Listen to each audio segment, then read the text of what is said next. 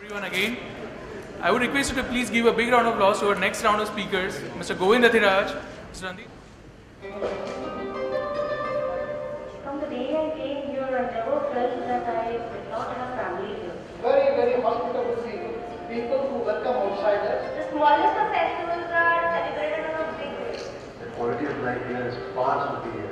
Cost of living is also very, very low. Everything is at a good, short, convenient distance. You have time to do things that you want to do. I have found my love for photography here. We have a very open-minded culture. It's a pretty vibrant place. It's a groovy city. Welcome to Vadodara.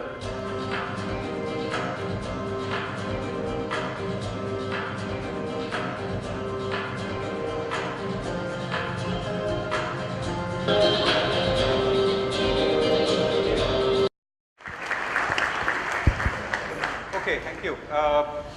Harsh, I think there's a moral in this story that you want to talk about, which is connected with what we are talking about today, which is do with being global or thinking global. Connect the dots for us. Okay, so the core idea was that if you want to be emerging or if you want to perform on the global stage, the first thing you need to do is believe in yourself. And one of the key things that we were looking at whenever we were thinking about Baroda and talking to people was what generally you hear about every city of India, that how it used to be good, but now it has gone to the dogs, and it used to be good during our times. And I used to always hear something different whenever I would be talking to someone on the plane, because a lot of y'all might be traveling in and out of Baroda on the flights, and you will realize that you see a lot of expats on that flight. And whenever you spoke to them, they had a completely different view about Baroda. So we realized that if we want to be emerging and if we want to have a global outlook, we will need to compare and contrast Baroda with what Baroda has to offer vis-a-vis other global cities.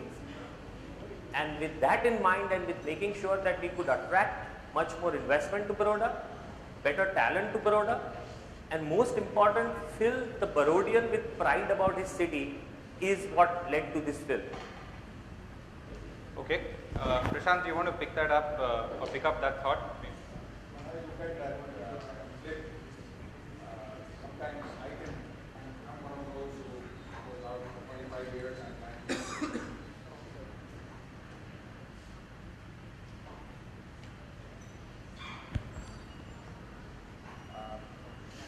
back to not Baroda but Vallabh after almost 25 years.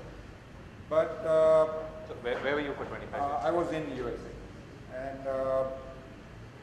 it's all the emerging India global story that was part of the reason to pull me back, of course, other than coming back to the roots and being with the family. But if I look at it and take the contrarian view, it's going to be all about whatever you keep hearing on how India is doing, where we are going, where we are going to be, is about managing the expectations of the youth, mostly I would say of the young, because the expectations are probably running ahead of the real progress. And if we really look at the way we have emerged globally, actually the miracle is actually a lot younger than what we think. It's not such a short story. It's not from 2003 to 2008 or not from 2005 to 2008. It's a lot younger story in a larger picture. And what we are feeling is what the West feels, how quickly the boom and the bust comes in, and how we have to manage expectations. We seem to go down low very quickly. We seem to come up fast, very fast. So the answer to the question, are we emerging as a country, would be what? We are definitely, we have all the fundamentals that has to justify that we have to be there, but we have to manage the expectations in the time frame. I think we go up too fast, we come down too fast. Okay. And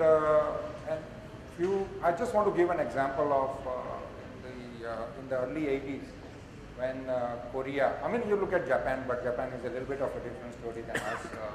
But if you look at Korea, Taiwan, there was a generation of the whole population that just didn't know what is hardship in Korea. And that was for almost 7 to 10 years, the economy was growing so fast, money was coming in so fast. The generation forgot what it can be when the complete ingredients are not there. So what I'm trying to say as far as India is concerned, I think, yes, we are bound to emerge globally, but now we will have to start focusing on the specifics that keep us bringing down. And also manage expectations, because as we emerge globally are going to be the boom and the bust cycle is going to be more volatile. It's not going to be as smooth. We have lived in a very long period of not such a big economic boom. Got it. So I think it is managing Right. expectations. So I'm going to come to Randhir in a second, but tell me, Harsh, when we talk about global, what does it mean to you? Is it how much of this is to do with the economic situation, and how much of it is to do with just thinking global, or global culture? I think global means dissolving all boundaries. Okay. That's where I take it from. And then it comes to the economic, and then it trickles down So to the let me ask you cultural. the first question. You think that we have, many of us, let's say in a city like Baroda, have dissolved those boundaries, and to what extent? To quite a lot of extent, I would say. Now, again, taking from what Prashant said, it depends on which side of the glass you're coming from. If I'm coming from the bottom, I look at it as half full, and if I'm looking from the other side, I'm looking at it as half empty. But looking at it from Baroda, I think a lot of it has been dissolved. I don't see anybody getting very intimidated about global anymore.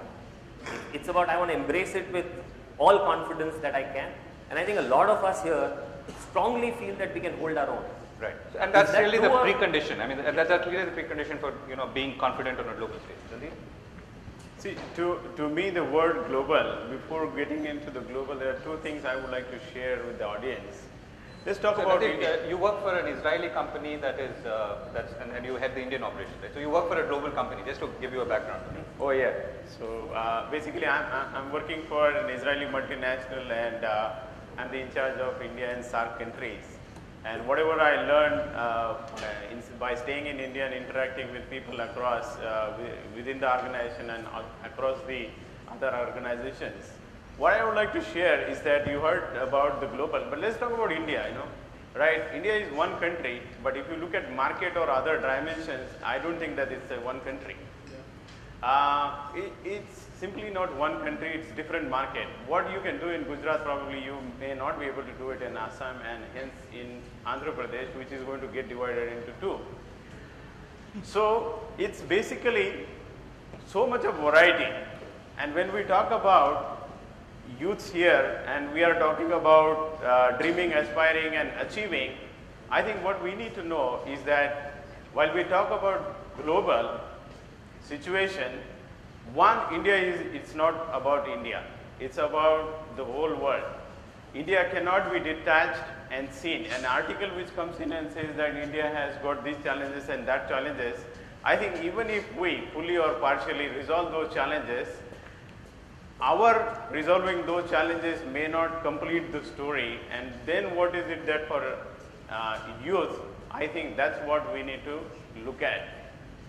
And connecting that back is that if these are the two things, then is it not a much wider subject that when we talk about changing the India in one go, that may not be the appropriate discussion, because when you read the article Indian youth, day before yesterday, Indian youth, I think it's a gross mistake to call Indian youth. The youths in Gujarat may not be thinking the same as the youths in Andhra Pradesh, what they are going through today. All right. So I think that one more dimension in general youth should put in while they think about their own futures or their buddies' future or the region's future or the country's future. So how does that connect? So we said there is one of the preconditions to thinking globally is to have pride in what you do and where you are. So we've established that in some way. The other is to say that don't overstep. In the sense, don't think that we've achieved. Don't think that we've already cracked it, and don't get despondent when things don't go the way they go. Right. So that's another, let's say, thought. What you are saying is that we are still at an early stage, and do not get despondent by what you see, because India itself is a very complex country, and therefore understand your own country better. Yes, and understand your own state and your own education. Okay. Prashant, you want to come in on that? Yeah, I'll just take it to more on the business scenario. It's very interesting. We always call ourselves low cost company. We recently acquired a company in UK, has a setup in Sweden and in Thailand. It was the basic fundamental when we bought the company was that we can bring in all the production here, and we are bringing it to the low cost country. But when we started getting quotations from our own company, they used to be higher by 20% over our European counterparts. Now, that's why I'm just going back to what it is that we need to really get into what is called productivity improvement, efficiency, and obviously now this is going to a macro level, saying we need to have infrastructure, we need to have the proper tools and other things. So as we talk about us getting there, which has really got us through an IT industry development, if you really come to think about it. And I call it office industry. If you look at China, and I keep saying that everywhere when we were discussing also and in the past also, that to a certain degree we are lucky to be compared with India, China, India, China, India, China, because if you really look at the numbers, we are way off. I'm going back to CII again here. The core sector for us to be really emerging globally is to be able to move from office factory to manufacturing, where we really produce something, where we are getting rewarded for our efficiency, our intelligence, our better use of facilities, and improving upon personal productivity. So is that in contrast to services, or are you saying? It is in contrast to services. And why is that? I think we have built upon IT, which has really given us the revenue. But our manufacturing sector, the thing which is what is the need of the day, infrastructure, the roads, communication comes in very easy. So it's the other factor that we really need to look at, which will really get us globally. But again, let me make it very clear. Fundamentally, we have all the ingredients, but we need to manage expectations and start working on this lower level before we come up to really emerging on a. So I think So I think we've now pretty much got a definition of what we are trying to achieve here. To that a little. Yesterday there was a very interesting presentation at my agency. We have a new colleague who's joined us. She's just done a 4-week course in Stanford, and she came in and she was sharing with us what, comparing and contrasting what. So there was one which I would take up from what Prashant said. Her key thing she said is we are great at math, but we don't know what to do with the numbers. Those people do the math on the Cal sheet, and their whole knowledge, in induction into that whole knowledge industry is about what to do with the numbers. So might be that's what Prashant is kind of aiming at, that we need to develop a, kind of an outlook of what are we going to do with the results we get instead of just reaching the result. Okay. So we have the pride, we've dissolved the boundaries. What we don't have and we still have to build is understanding our larger India market, as Randy said, and building productivity, and obviously at a larger level building infrastructure and those capabilities. Am I right? So that's really, so the two pros and the two cons if we want to think more global and emerge. Have I got that right? Yeah. In this, I just wanted to know what you think, because you've been monitoring a lot of this, seeing the economy pretty closely than all of us. We are more silos. I talk to people who tell me things, and last 2 years no one has told me anything good, so there's no. Okay. No, but I think let me give you one example, and then I want to get some questions. People have some questions. I was talking to an IT entrepreneur in Chennai yesterday, and he was saying that, and he's one of the larger ones. I mean, you will know the company. He was saying that, McKinsey almost maybe 10 or 15 years ago came out with a study and said India can go up to $85 billion of IT exports, right? So at that time, the industry was only about $10 or $15 billion, and McKinsey didn't do anything after that, but the whole industry picked it up, NASSCOM picked it up, they rallied around it, and we know that finally they crossed $85 billion, it became $100 billion. So his question was, who's setting the next $100 billion target? right? So we've done $100 billion of exports in IT, but the next $100 billion, and how will it come? Will it come the same way it came in the last decade or so, or decade and a half or so, or will it come differently? Will the skill sets be different? Will the value addition be higher, and so on? So I think, I think so. The good thing is that they're still thinking positive and they're looking ahead. But I think if I look at manufacturing industry, clearly there is a lot of despondency, and for some very good reasons. The sense is that this end of this year and beginning of next year, with elections coming, people will start, things could change. We've had a very good agriculture crop. Yeah. People are saying that we might see 6.5% growth in agriculture. That's a CRISIL estimate. If that happens, at least your rural economy starts looking good. Agriculture is not enough to lift all of the entire country or all of its GDP, but it'll take care of some whatever. And it's surely the brighter side of things. So let me stop there. Okay. Okay. So any questions, any comments from anyone? Yes, go ahead.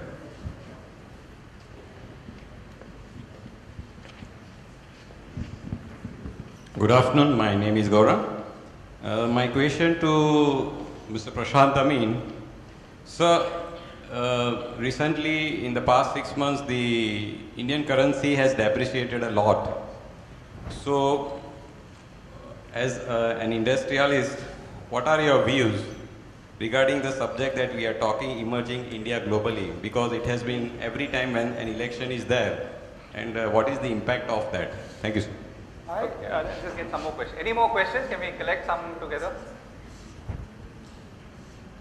Was there someone there? Okay, go ahead and answer that. We'll go back. I personally don't think election has, it does have on a short term anything to do with where the value of rupee is going. But it was very easy for me to really realize that it is bound to happen. 2006 is when I actually moved from US back to India. And when I came in, of course, people were saying, we know why you are here. Dollar is going to be 20 rupees to a dollar, and you are here to reap the benefits of that. 2 years down the line, I started looking for a piece of real estate in a small place like Vallabhvidyanagar. By the time I found one and converted it at that time at 40 rupees, I believe it was rupee to a dollar, I found that the cost of that house was the same as what I had in California. And probably the place to live in, best education, best infrastructure, good parts, Is Baroda. safety. In US. But when I divided it by 40 rupees to come to a dollar, it was the same value as what my house was in California. That is when I knew that it doesn't make sense. That is when I knew there was something missing. And sure enough, now at 60 rupees when I divide it, the value comes kind of close. So just to answer your question, I think I would go back to our productivity, our efficiency, and what we produce on the same amount of time as compared to any other country. I think our rupee will keep falling until we bring up our own efficiency levels. And at a similar, at par with what is otherwise. Because at 40 rupees, it didn't make sense. At 70 rupees, the same house, maybe I can make sense because there are compromises that I'm making. So, yes, it has temporarily something to do with election money and other things. But ultimately, it has everything to do with what we as a nation produce in an efficient way. We as individual use our time in an efficient way and more productive way. Okay. It's all about inflation and our own way. Nandan, do you want to answer that? I mean, currency is a critical component of your competitiveness, right? Yeah. As a company. Yeah. But just to endorse what he said, you should just look at why is rupee falling down, and then you can see that there is a CAD coming out every second hour that we have a current account deficit in terms of the higher imports vis-a-vis exports. Now rupee, falling rupee exactly supports promoting your export, and that's where what Prashant said is that are we competitive? What do you mean by being competitive? Now this is young India and we are talking about young Indians. The immediate number comes is that 32% of rural Indians are young and 34% urban are young. What does that mean to anybody outside India actually? that means that this India is going to have a more workforce, which will have more demands, more consumption, which means they can also sell and buy services or products from us. So it's not about we needing it, they want to sell and we want to export, we want to bring our current account deficit down. So connecting the dots is that it's a competition for our own consumption. Is it going to be like this, that we produce for ourselves or we produce for ourselves and for others? That's where we talk about China. Why people talk about China and India? Take those 32% of Indians and Chinese, then there is a comparison that what will happen down the line 10 years, right? And that's where I think this word young and / Indians makes sense for this discussion. It's about talking your own education, the quality of education, the efficiency of your own manufacturing facility. How do you go on improving vis-a-vis yesterday, not about last year? That's what I would add to Prashant. Okay. Any more questions? Yes.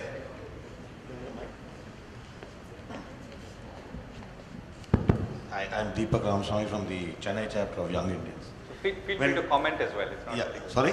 I said feel free to comment as well. No, it's a question. Okay. When we talk about thinking global or going global, there's two aspects to it. One is where you're making your own product manufactured in India globally competitive.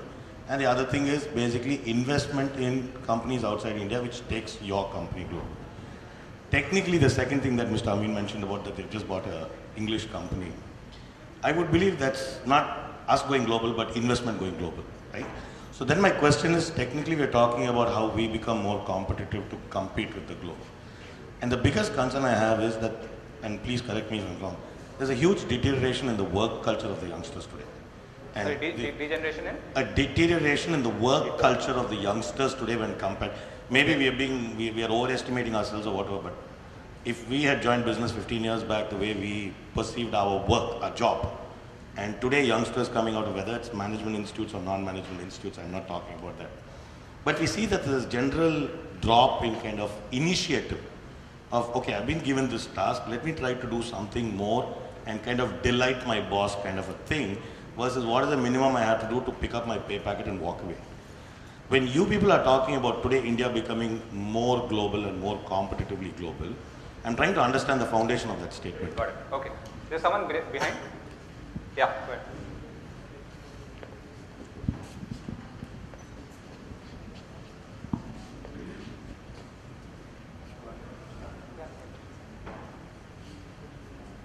Yeah, I'll just complete.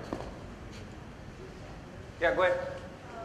I'm coming from Exelon Institute. My name is Vinal Thakkar.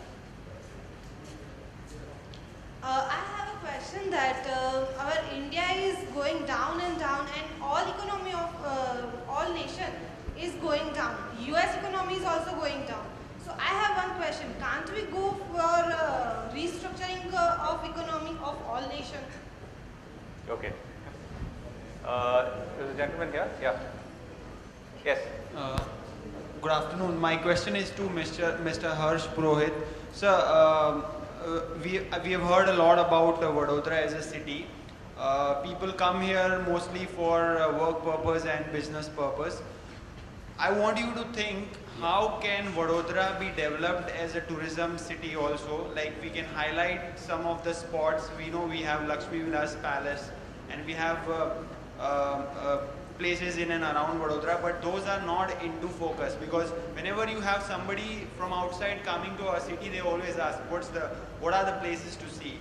So do you think Vadodara can also capitalize on its tourist and sightseeing spots in order to attract more people? Got it. Okay. Can you pass the mic behind? Hello, this is Animesh from the Ahmedabad chapter.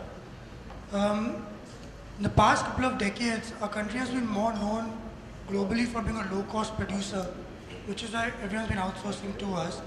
But the number of new products or innovations being driven out of this country has not been a lot. For example, the Silicon Valley in the US, right? The startups there are just doing a phenomenal job, and we're starting to see that happening in India today. But do you think that there's a much lighter focus on making new products for the world and thereby getting India more globally recognized versus a bigger focus on being a more efficient, more productive and a more low-cost destination? So what do you feel? I think the focus should be more on innovation. We should be bringing new products to the world. Okay, so you're saying you feel that there's not enough focus on innovation and the valley culture. Great, so I think we've got some thoughts. Randeep, you wanted to respond first? Yeah. So I think there was an interesting point. I think, what are we taking out from here? Are we taking out money and investing, or are we taking out something far more substantive and thus bringing things back and creating the foundation for something stronger? Yeah, so what I'm going to share is just what I think about and what we are trying to communicate here. We're talking about the youth, what is the youth, and the title is that you dream, aspire and achieve, right? So the first question is that if you take the last 1 week's newspaper, whether it is TOI or Economic Times, you will get puzzled like that young lady, India is going down. I really don't understand. What do you mean by India going down? In what aspect? I don't agree. We are not going down anywhere, not at all.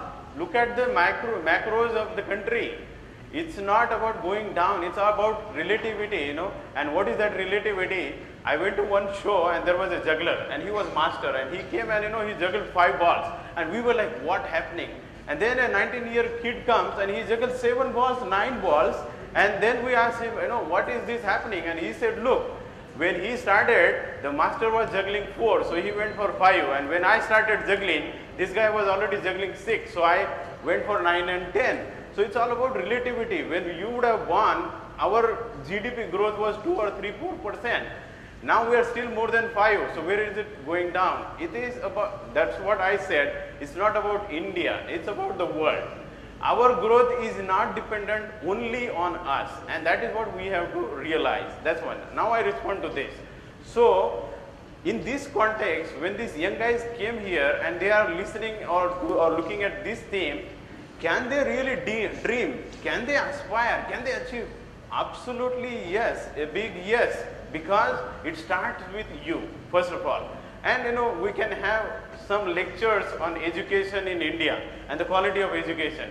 The fact is that in rural India, primary education is available to 94% of the population in 1 kilometer and to 80% of population in 3 kilometers, the middle school.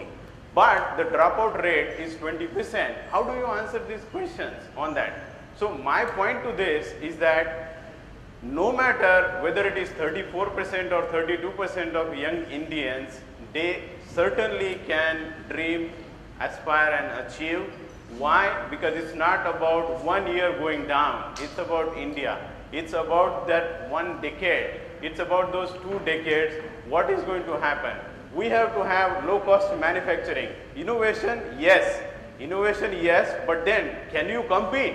For innovation, you have to have bold thinking, a quality of education. Now, if you are a rabbit, you should run the race and not swim, right? So, understanding our strength and building on that, I think it's very important. And that's what we are trying to share here. Personally also, that I deal in agriculture. And when we talk about agriculture, the only thing comes to my mind is that there are 60% of the people in India and they are contributing 17% in the GDP. So it's a skewed balance, absolutely skewed balance, and it is going to improve. Now the companies who find opportunities into it, they have a hell lot of things to do. And I would endorse what Prashant said. Our company is about 130 million with 1,000 employees. A US guy would say, how does that make sense? $130 million turnover and 1,000 employees. It doesn't make sense. It does make sense. Our cost of employee is lower than those comparable competitors in US, and that's where we need to build, understand and grow for ourselves and identify those opportunities. I think when we talk about macros, it would be very challenging to establish that in terms of macros, India is going to go down the drain in next 1 decade. Not at all, absolutely not. Those facts cannot be supported. Okay, so that's a positive thing. Prashant, I think what the question that came here from the Chennai chapter was the precondition, right? And I think you've expressed the same frustration, right? I mean, do we have it in us to be diligent, focused? Do we have it in us to think beyond filling up that roster and saying I'm doing my 8 hours of work and then going home? And if not, I think I don't think it's one thing to say that they are like that, but it's also to say how do we motivate them to do beyond this or better than this? Yeah, I know. Let me just go back to what Randeep said about we are going down. I mean, we are still talking about 5-6% growth rate. It's nothing to really be ashamed of, because we are used to getting to 9 to 10% growth rate, and again expectations. And I said that the boom and the bust will continue in as we go up in economic indicators. But I want to change the topic a little bit here. All these things don't work in isolation. And of course, a very interesting topic and probably more relevant here is we are still dependent on political situation.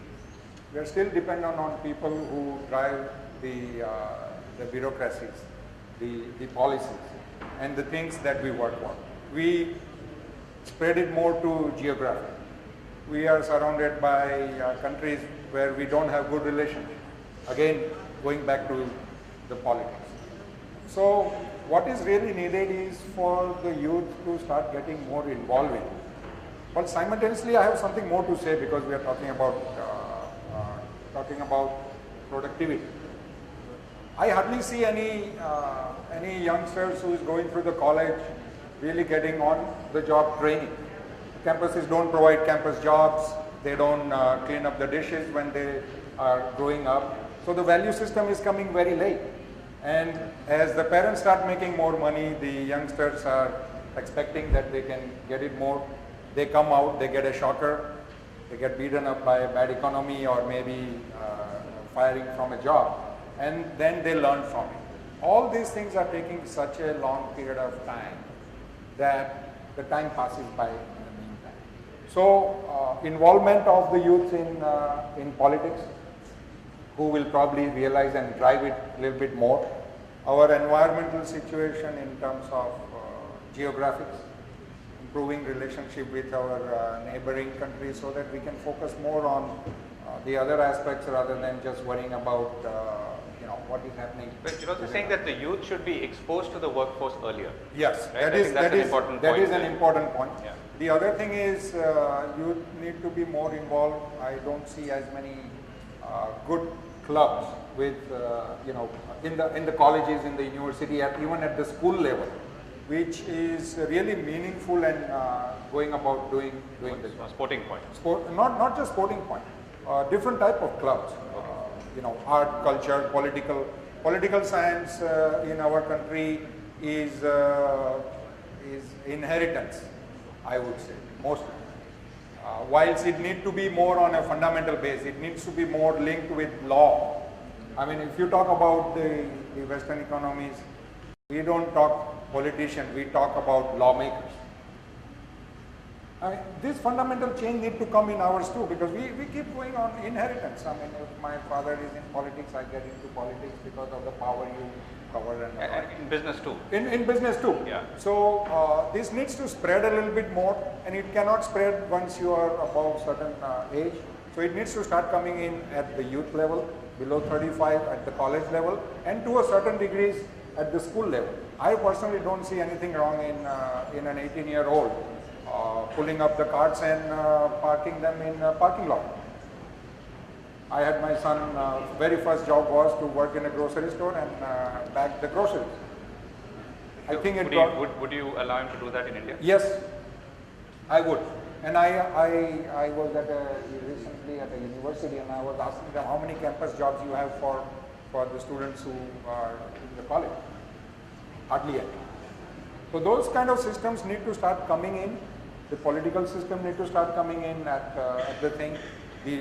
The meaning of politics need to change from politics to lawmakers, because we are probably we break the law. I mean, we take pride in breaking the law.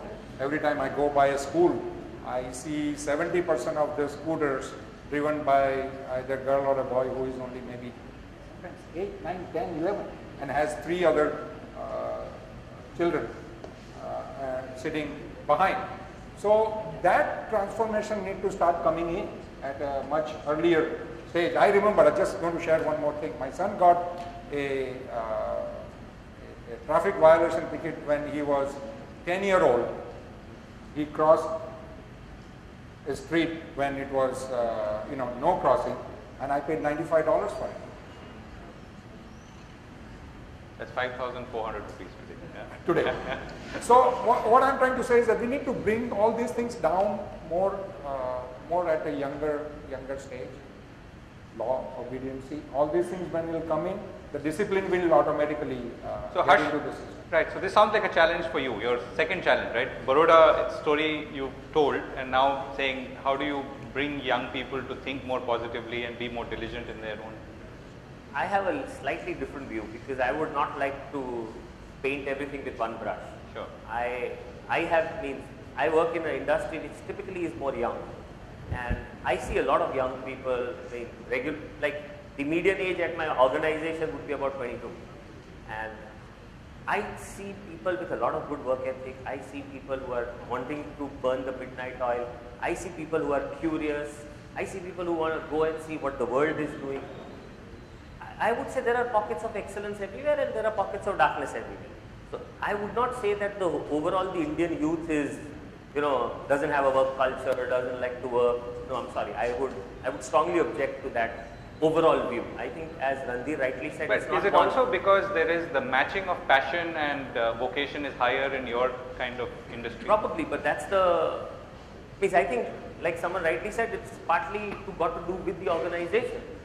And how do you, like in the communication industry, we always say it's the responsibility of the source to make sure that the target changes behavior. You cannot say the target doesn't understand. I make a film in English and I expect people in the rural India to understand it, and then I say, hey, they don't understand it. Hey man, it's my fault, it's not his fault. So I think sometimes I tend to see that people of an elder generation have a little more pessimistic view, whereas the people of the younger generation are, and that has been the case across generations.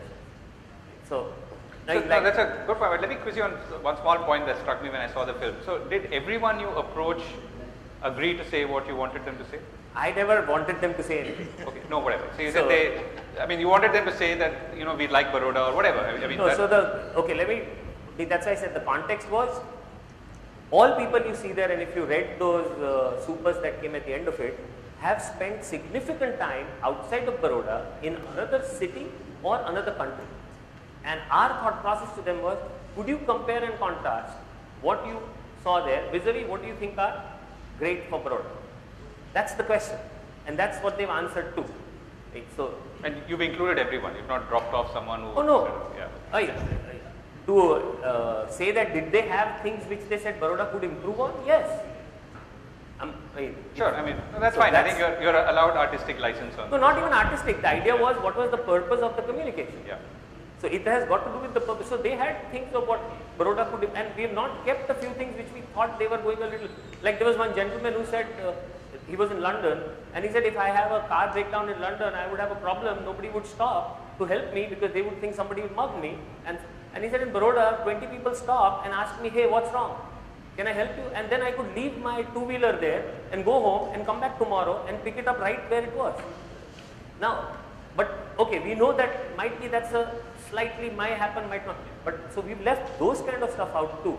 Okay, got it. So another round of questions. One, can I just answer? There's someone who's talked about tourism. So can we come back to that? I want to come back in that the wrap up. Yeah. Yes, go ahead. Hi, I'm from the Pune chapter. My name is Trishla. I was just wondering if you guys had any opinions on globally, everyone's talking about how we need to live locally and think globally. That was one of the questions. And growth, in terms of what we've talked about, have always been in relation with either trade or consumerism. Is there a chance that we need to rethink that entire concept and think about a more holistic view of maybe gross national happiness instead of just GDP? Okay. Anyone else? Yeah.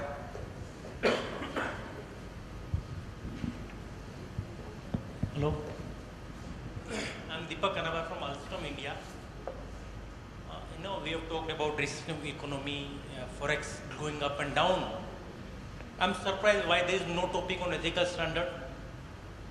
There are more than 3,000 central acts waiting to be repealed. I don't know when going to be repealed. Those 3,000 plus acts, that means something was in our DNA which did not allow us to be in line with no social life or kind of no civil life. We wanted to be ruled by those acts. Do you think if we don't, respect those ethical standards, of course, just on the sideline of this, there is no curriculum in India at least till the primary or secondary education, where it contains a chapter on ethical code, except the code of ethics taught by our parents. So do you think it's going to be sustainable even if we're going to be emerged globally? Okay, so do we need a personal code of ethics? Anyone else? Yeah.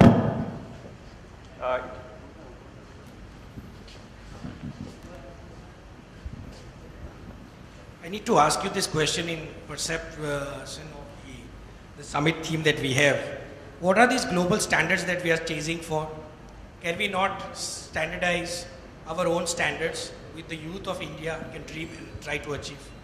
So can you give an example of what standards? The benchmarks with the complexity of the scenario that we have in India, can we not have our own standards, and can these youth not dream and aspire to achieve? Okay. Yes. Oh, let me come back. Okay, just give me 5 minutes. Let me just kind of get some answers and then. So standards and ethics. I think they were two. They're somewhat related. Yeah. Go ahead. I would say there is no way we can say that we are not doing anything. We are not progressing. The fact remains that we are discussing as to we are progressing. What can we do to make it better?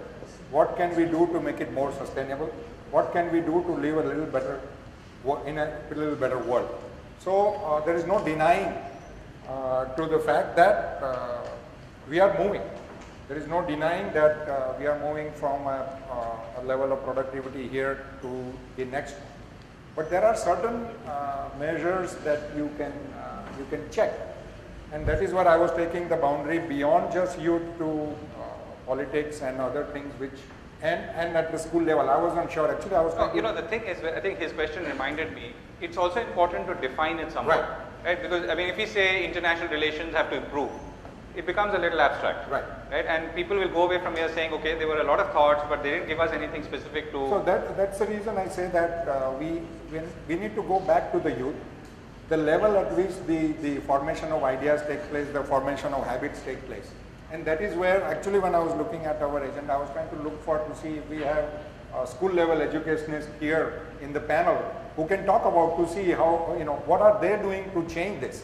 Because unless we bring it down to that level, unless we stop our own kids saying, you are not 18, you cannot drive this scooter and go to school. So those kind of grassroots level changes need also to be discussed because certain habits are already formed once you are 18 to 20 to 25. So the standards, yes, Rajiv, I think you are very right that progress is there. If you draw a graph, I don't think there is anything in India that's going to show a downward graph, including population. So it's there. All the graphs are going to point upwards, and that is the benchmark. But relative benchmarking would have to come with something which is at a higher level, and that's why it is necessary to keep bringing in our discussion of what else and where else.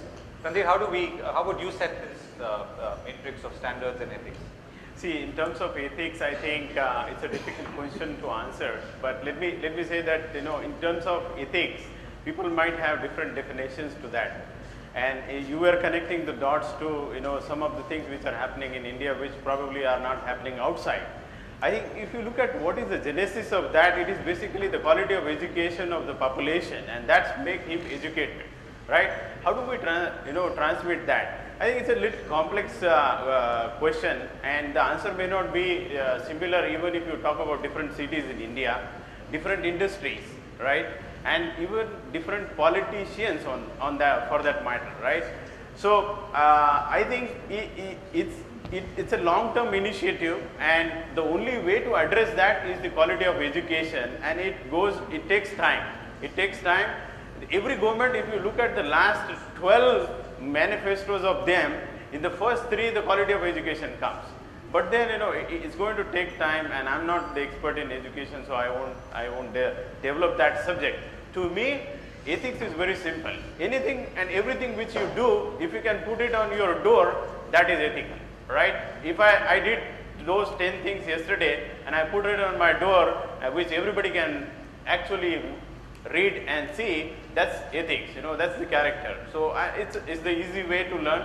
And I don't know that how this gets inculcated into the behaviors of individuals, but coming back to standards, probably I have a better answer, right? It's all about relativity. There is no point in we having a standard that this bottle should be white or red or blue, right? It's not about what I think about it. It's about what is the standard. Do we have the ability to benchmark, access to the information, and then once you have the benchmarking, then we look at is that if this is what the expectation or these are the standards we have to excel, then what are our strengths, right? And again, I'm coming back, I think the youth in India has a strength which is like they are easily accessible, and believe me that if you go to some of those developed countries, like the gentleman was saying that the work culture has deteriorated. Actually, one of those experiences are coming from a executive working at $20,000 5 years back. He is expecting 30 now. There is nothing wrong in that, and there is no arrogance in that. So benchmarking will decide, and on that I think we come out with those areas where we can have the balance. Today, if you look at the balance of service industry and agriculture, it is highly skewed towards manufacturing and agriculture.